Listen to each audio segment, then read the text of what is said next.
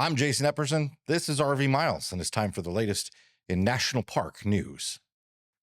First up, the recovery in national parks from hurricanes Helene and Milton continues, particularly Helene. There were impacts to multiple parks ranging from Florida to Virginia and as far west as Tennessee. The National Park Service tells me that since September 30th, over 400 Park Service employees from 37 states, the District of Columbia, and Puerto Rico, representing 64 parks and offices across the MPS, have been deployed to assist with recovery efforts. Responders are fulfilling a variety of roles to support parks, including carpenters, arborists, equipment operators, natural and cultural resource specialists, and administrative staff. There are still lots of parks closed, including the Appalachian National Scenic Trail, northbound miles 239.4 to 558.6. That's a lot of miles. Forest Service land that the AT passes through in North Carolina, Tennessee, and Southwest Virginia remains officially closed.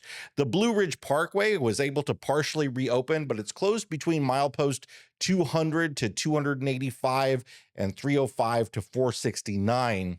Canaveral National Seashore has limited access restored to beaches. The Carl Sandburg Home National Historic Site in Flat Rock, North Carolina is entirely closed while damages continue to be evaluated. Impacts include numerous downed trees and washouts, which make park trails and grounds inaccessible. The historic buildings appear to be undamaged. At Kings Mountain National Military Park, the visitor center and roads have reopened. Trails remain closed as park staff continue to work to mitigate hazards. Cowpens National Battlefield is partially reopened. Areas that remain closed are the picnic loop, part of the Battlefield Trail, and the entire nature trail. At Cumberland Gap National Historical Park, crews have worked hard to remove downed trees along the park's trail system. To date, park staff with a 12-person Sawyer task force have cleared over 500 trees from about 10 miles of trail. The 12-person crew has team members from parks around the country. Crews have focused on clearing trees from trails to improve access to the park's backcountry and wilderness area. There are still several trails in the park that have not been cleared yet and have hazardous conditions along them. Most of the park's buildings appear to be undamaged. However, the Pinnacle restrooms sustained substantial damage. DeSoto National Memorial is closed. Kings Mountain National Military Park's Visitor Center has reopened, but trails are closed. Over Mountain Victory National Historic Trail is closed. 96 National Historic Site is partially reopened, but the trails are closed. At Great Smoky Mountains National Park, Balsam Mountain, Cataloochee, and Big Creek areas, campgrounds, and roads remain closed, along with the Foothills Parkway east near Cosby. This stuff is changing daily, so make sure to check the website for the park site you're planning on visiting for the latest in recovery and closures. More in a moment, but first, this episode is sponsored by RV Share. With over 4 million nights booked and thousands of 5-star reviews from happy campers, RV Share is the largest RV rental website in the U.S. A wide-ranging inventory from affordable pop-up campers to luxury motorhomes means RV Share has a rental that's perfect for you. Choose from thousands of options, including pet-friendly RVs and RVs that can be delivered right to your campsite. Each booking on RV Share also includes 24/7 roadside assistance for the ultimate peace of mind on the open road. Get ready to use your outside voice. From camping at a local state park to checking a national park stay off your bucket list, the adventure begins as soon as you step inside your RV rental. Book your RV now for the busy spring and summer season on RVshare.com. There's no better way to explore America's parks than with an RV trip. Check out RVshare.com and use promo code PARKS30 for $30 off a $500 or more booking. The U.S. Board of Geographic Names voted last month in favor of the formal request submitted by the Eastern Band of Cherokee Indians to change the name of Clingman's Dome, the highest point in the Smokies, to Kuwohi. Kuwohi is the Cherokee name for the mountain that translates to Mulberry Place. The National Park Service strongly supported the name restoration. Kuwohi is a sacred place for the Cherokee people and is the highest point within the traditional Cherokee homeland. Efforts are already underway to update signage, website, and other materials with the Kuwohi name. It's one of the most popular sites in the Great Smoky Mountains National Park with more than 650,000 visitors a year. It's the tallest point in Tennessee and the third highest summit east of the Mississippi River.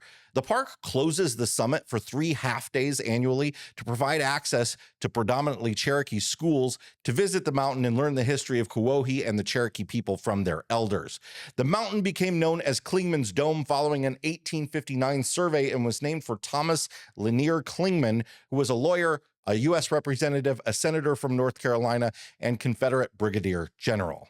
A speed hiker and mountaineer, Michelino Sinceri, age 32, set the speed record for ascending and descending Grand Teton in 2 hours, 50 minutes, and 50 seconds in early September, but the record was quickly revoked after it was revealed Sinceri had cut a switchback to get around other hikers, disqualifying him from holding the fastest known time, or FKT as they call it. But it's not just the mountaineering and trail running community that's not happy with Sinceri. He now faces charges and up to a $5,000 fine and perhaps prison time. After a similar incident a decade ago, Grand Teton Rangers posted warning signs vowing that they'd ticket anyone caught cutting switchbacks in the future. Cutting a switchback is considered hiking off trail, which can wear a fragile ecosystem by expanding trails, but it's also dangerous, especially on a steep slope where loose rock can cause you to lose your footing, or you could free rock to fall on others below you.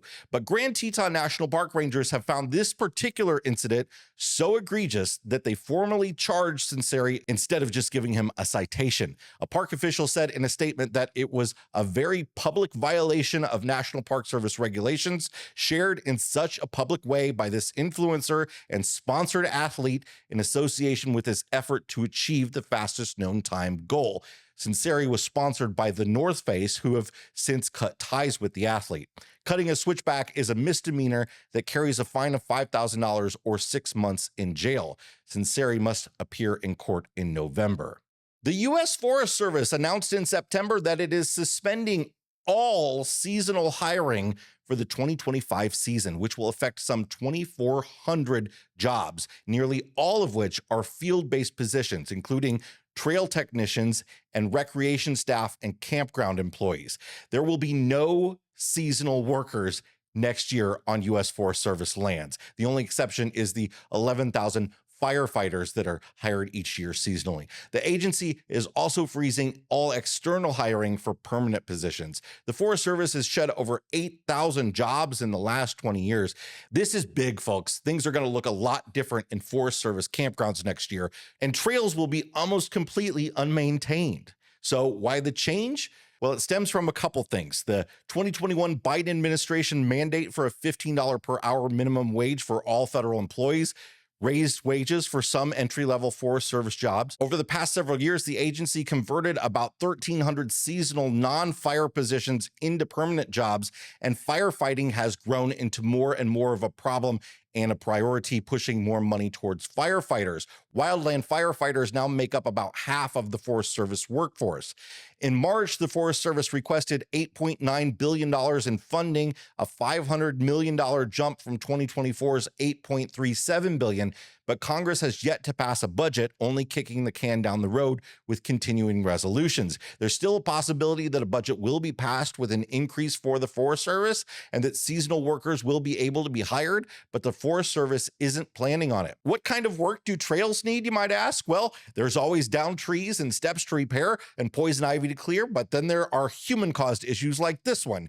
U.S. Forest Service officials are seeking information about the person or group that has been placing homemade spike strips and other dangerous traps across roads and trails in remote southwest Oregon. In addition to the spike strips meant to puncture tires, there have also been wires across roads and trails reported in the Rogue River Siskiyou National Forest. Quote, reports have stated that the boards that hold the spikes have been covered with leaves, so it may be difficult to see them, a Facebook post from the National Forest Service said. The post asked anyone that saw anything taking place to contact the Grants Pass Interagency Office at 541-471-6500. The National Park Service has approved the design of the proposed Peace Corps Commemorative Park in Washington, D.C. The Peace Corps Commemorative Park will commemorate the mission of the Peace Corps and the ideals on which it was founded. The Park Service will work with the Peace Corps Commemorative Foundation to establish the new park at the intersection of Louisiana Avenue, C Street, and First Street Northwest. The approximately 0.15-acre memorial would include a central plaza inlaid with a world map edged by 3 benches with entry provided by 3 walkways from the sidewalks. The Park Service is also seeking public feedback on the design of the proposed Fallen Journalists Memorial, symbolizing the pursuit of truth, courage, and sacrifice in journalism. The design concept for the proposed memorial features a collection of transparent, solid glass elements arranged in a seemingly accidental manner that aggregate to form a cylindrical space, suggesting the way seemingly disconnected facts coalesce to form a journalist's story. The memorial offers multiple entry points, with all paths leading to a circular remembrance hall where the First Amendment is inscribed on a central glass lens. At night, uplit glass elements emit a soft glow, with the Capitol dome visible in the background, symbolizing journalism's role in democracy. This process builds on the site selection for the memorial that was completed in the summer of 2023 and identified the area bounded by Independence Avenue Southwest, Maryland Avenue Southwest, and 3rd Street Southwest for its strong visual relationship with the U.S. Capitol Dome and the Voice of America headquarters adjacent to the site. Comments received will guide the design of the memorial and be incorporated into an environmental assessment that evaluates the memorial that will be completed before taking any action. I'll link to the comment website in the description. That's it for this month's National Park News Roundup. Thanks so much for being here, everybody. Hit the like button if you got something out of this video. Subscribe if you want more like it, and we'll see you next time.